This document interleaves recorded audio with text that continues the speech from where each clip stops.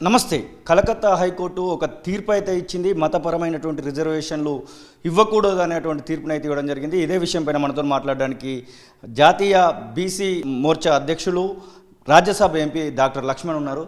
Sir నమస్తే. Calcutta high court ఇచ్చినటువంటి తీర్పును ఎట్లా మీరు చూస్తూ ఉన్నారు? నిన్న కలకత్తా హైకోర్టు చాలా స్పష్టంగా అక్కడి మమతా బెనర్జీ ప్రభుత్వము ముస్లింల యొక్క మెప్పు కోసము ఓటు బ్యాంక్ రాజకీయాల్లో భాగంగా ఓబీసీ జాబితాలో 77 తెగలను, ముస్లిం తెగలను బీసీ జాబితాలో చేర్చి అక్కడ బీసీల యొక్క హక్కులు కాలరాస్తూ బీసీల యొక్క ప్రయోజనాలు దెబ్బతీస్తూ ఉంటే భారతీయ జనతా పార్టీ దాన్ని విమర్శిస్తే ఈ యొక్క మమతా బెనర్జీ కాకుండా కాంగ్రెస్ పార్టీ నాయకులు సైతం కూడా మీరు ముస్లింలకు వ్యతిరేకమని, మైనారిటీలకు వ్యతిరేకమని చెప్పి దుష్ప్రచారం చేశారు. మతపరమైన రిజర్వేషన్లకు తావు లేదని రాజ్యాంగంలో డాక్టర్ బాబాసాహెబ్ అంబేద్కర్ స్పష్టం చేసినప్పటికీ ఇవాళ కలకత్తాలో, బెంగాల్లోనే కాదు, ఇవాళ ఆంధ్రప్రదేశ్, తెలంగాణలో కూడా ప్రత్యేకంగా ముస్లిం తెగలకు 4% రిజర్వేషన్లు బీజేపీ తప్పు పడుతూ ఉంటే ఇది కాంగ్రెస్ పార్టీ వాళ్ళని సమర్థించి 4 కాదు 12% ఇవ్వాలని చెప్పి బీఆర్ఎస్ పార్టీ ఏ రకంగా ఇవాళ బీసీల ప్రయోజనాలను పణంగా పెట్టి ఈ రకంగా ముస్లింలకు వంత పాడుతున్నారంటే కేవలం ఓటు బ్యాంక్ రాజకీయాలని చెప్పి కూడా నిన్న హైకోర్టు తీర్పు ద్వారా స్పష్టం కావడము, పైపెచ్చు ఆ తీర్పును ఇవాళ మమతా బెనర్జీ దాన్ని అమలు చేయనని హైకోర్టు తీర్పును కూడా తప్పుపట్టడం అంటే ఈ రకంగా రాజకీయ నాయకులు, రాజ్యాంగ హోదాల పదవిలో ఉన్నటువంటి మమతా బెనర్జీ కోర్టును సైతం ఖాతరు చేయడం లేదంటే ఇది కంటెంప్ట్ ఆఫ్ కోర్టు కిందనే కాకుండా ఇది మిగతా పార్టీలు కూడా, విపక్షాలు ఈ రకంగా కోర్టులను కూడా తప్పుపట్టే విధంగా వ్యవహారం. ఇది ప్రజాస్వామ్యానికి ఇది చేటు అని చెప్పి ఇప్పటికైనా గమనించి బీసీ సంఘాలు కూడా మీరు స్పందించాలి. ఎందుకంటే గ్రేటర్ హైదరాబాద్ మున్సిపల్ ఎలక్షన్లో బీసీల పేరు మీద ముస్లింలు 39 సీట్లు వారు ఆ రకంగా బీసీల సీట్లు తన్నుకుపోతే 19 సీట్లు మాత్రమే బీసీలకు మిగిలిపోతే ఇవాళ మాట్లాడకపోవడం ఏమాత్రం భావ్యం కాదు.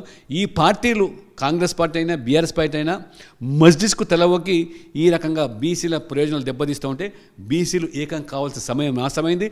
బీసీల హక్కుల కోసం ఖచ్చితంగా భారతీయ జనతా పార్టీ పోరాటం చేస్తుంది, నిలబడుతుంది. అందుకని ఇవాళ దేశవ్యాప్తంగా కూడా హైకోర్టు కలకత్తా తీర్పును స్వాగతిస్తూ మమతా బెనర్జీ యొక్క నిర్ణయాన్ని తప్పుపడుతూ అన్ని జిల్లా క్వార్టర్స్లో కూడా ఇవాళ ప్రదర్శనలు చేస్తాం. మైనారిటీలకు ఎలాంటి అవకాశాలు కల్పిద్దామనేటువంటి ఒక ప్రశ్న కూడా తలెత్తున్నటువంటి సందర్భంలో బీజేపీ దగ్గర దానికి ఏదైనా ఆప్షన్ కనబడతా ఉందా? ఇవాళ మైనారిటీలు అనేదానికి రాజ్యాంగంలో ఎటువంటి ప్రస్తావన లేదు. పేదవాళ్ళ కింద ఇవాళ ముస్లింలైనా, హిందువులైనా మోదీ ప్రభుత్వం సబ్కా సాత్ సబ్కా వికాస్లో భాగంగా 10% ఆర్థికంగా వెనుకబడ్డ వర్గాలకు రిజర్వేషన్ కల్పించారు. అంతేకాదు గతంలో అన్ని రాష్ట్రాల్లో కూడా సామాజికంగా గుర్తించినటువంటి శాస్త్రీయ పద్ధతిలో కొన్ని ముస్లిం తెగలు కూడా బీసీల కింద కొన్ని రిజర్వేషన్లు పొందుతూ ఉన్నాం. వాటికి అతీతంగా మళ్ళీ అదనంగా చేర్చడం అనేది బీసీల హక్కులను కాలరాయడమే, బీసీల యొక్క వాటాను తన్నుకుపోవడమే అవుతుందని చెప్తున్నారు తప్పితే బీజేపీ మైనారిటీలకు వ్యతిరేకం కాదు. పేదవాళ్ళందరికీ కూడా సమన్యాయం జరగాలి. కులం, మతమే కాకుండా ఈరోజు ఈడబ్ల్యూఎస్ పేరు మీద ఇవాళ 10% రిజర్వేషన్లు ఇచ్చింది. ఆ రకంగా పేద ముస్లింలు అందులో లబ్ధి పొందడానికి బీజేపీకి ఎటువంటి అభ్యంతరం లేదు. పైపచ్చి మోదీ గారు ఒక సౌహృదయంతోనే సబ్కా సాత్ సబ్కా వికాస్ అన్నప్పుడు ఈ దేశంలో ఉన్నటువంటి పేదవాళ్ళందరి కోసం, ఆర్థికంగా పేదవాళ్ళందరికీ కూడా 10% రిజర్వేషన్ ఇచ్చారు. ఎస్సీ, ఎస్టీ, బీసీలకు అదనంగా పేద వర్గాలకు 10% ఇవ్వడం అంటే అందులో పేదవాళ్ళు ఎవరైనా, అది ముస్లింలైనా, హిందువులైనా అది పొందడానికి అవకాశం ఉంది. తెలంగాణ రాష్ట్రంలో లోకల్ బాడీ ఎలక్షన్స్లో ఖచ్చితంగా కులగణన జరిగిన తర్వాతనే 42% ఇక్కడ రిజర్వేషన్ ఇచ్చిన తర్వాతనే జరపాలనేటువంటి డిమాండ్ బీసీ సంఘాలు కొన్ని వస్తున్నటువంటి సందర్భంలో ఓబీసీ మోర్చా జాతీయ అధ్యక్షులుగా, అలాగే రాజ్యసభ ఎంపీగా తెలంగాణ రాష్ట్రంలో బీసీ నాయకులుగా ఉన్నటువంటి మీరు దాన్ని స్వాగతిస్తారా? బీజేపీ పార్టీ నుంచి ఎలాంటి స్టాండ్ తీసుకోబోతున్నారు? రేవంత్ రెడ్డి గారు మన అసెంబ్లీ ఎన్నికల సందర్భంగా ఏదైతే స్థానిక సంస్థల ఎన్నికల్లో 34% రిజర్వేషన్లు ఆ మహానుభావుడు స్వర్గంలో ఉన్న ఎన్టీ రామారావు కల్పిస్తే కొన్ని వేల మంది సర్పంచులు, ఎంపీటీస్, జడ్పీటీస్, కానీ దురదృష్టవశాత్తు బీఆర్ఎస్ పార్టీ తెలంగాణలో, వైఎస్ఆర్సీపీ ఆంధ్రలో ఈ 34% కోత విధించి 18-20% పరిమితం చేస్తే బీసీల యొక్క ఏ రకంగా రాజకీయ ప్రయోజనాలు దెబ్బతీసిన పార్టీలు, దానికి విరుగుడుగా కాంగ్రెస్ పార్టీ మేము అధికారులకు వస్తే 42% స్థానిక సంస్థలు రిజర్వేషన్ ఇస్తామని చెప్పారు. కాబట్టి రేవంత్ రెడ్డి గారు ఇప్పుడు స్థానిక సంస్థల ఎన్నికలు నిర్వహించే సందర్భంలో మొట్టమొదటిగా మీ ప్రభుత్వం నిర్ణయం తీసుకొని క్యాబినెట్లో దాన్ని చేసే ఆ స్థానిక సంస్థల ఎన్నికలు నిర్వహించాలి. కానీ నేను జూన్లో ఎన్నికలు నిర్వహిస్తా అని చెప్పి పార్లమెంట్ ఎన్నికల్లో ఓట్ల కోసం బీసీలను ఎరగా చేసినటువంటి విషయాన్ని మోసపోవడానికి బీసీలు సిద్ధంగా లేరు.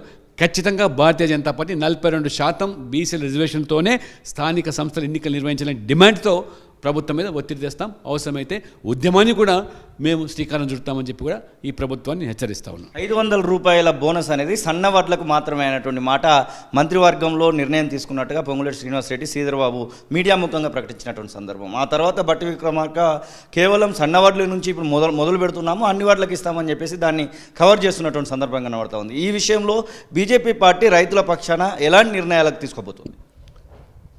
అసెంబ్లీ ఎన్నికల ముందు కాంగ్రెస్ పార్టీ రేవంత్ రెడ్డి గారు ఏ రకంగా రైతులను మభ్యపెట్టి ఆశ చూపి ఏ రకంగా రైతు బంధు కాదు రైతు భరోసా పేరు మీద 10,000 కాదు 15,000 ఇస్తాడు, రైతు కూలీలకు 12,000 ఇస్తాడు, అది కౌలు రైతులకు కూడా వర్తింపజేస్తాడు. అదే రకంగా రైతులకు వడ్ల మీద మరి 500 బోనస్ ఇస్తామని చెప్పాడు. ఈసారి మరి ఆ కాలం అయిపోయింది, పంట చేతికొచ్చింది, ఎటువంటి బోనస్ లేదు. మళ్ళీ వచ్చే పంటకు అది మరి సన్న వడ్లకు మాత్రమే 500 బోనస్ ఇస్తామంటే ఎన్నికల ముందేమో అందరికీ అన్నీ ఉచితమని, ఇప్పుడు కొందరికి మాత్రమే కొన్ని అని చెప్పి ఆంక్షలు పరిమితులు పెట్టి ఏ రకంగా మోసం చేస్తున్నారో తప్పకుండా ఈ ప్రభుత్వం యొక్క మరి నైజాన్ని మరి రైతులు కూడా ఇవాళ ఆవేదన చెందుతున్నారు. బట్టబయలు చేస్తాం, ఉద్యమిస్తాం, మెడలు ఉంచుతాం.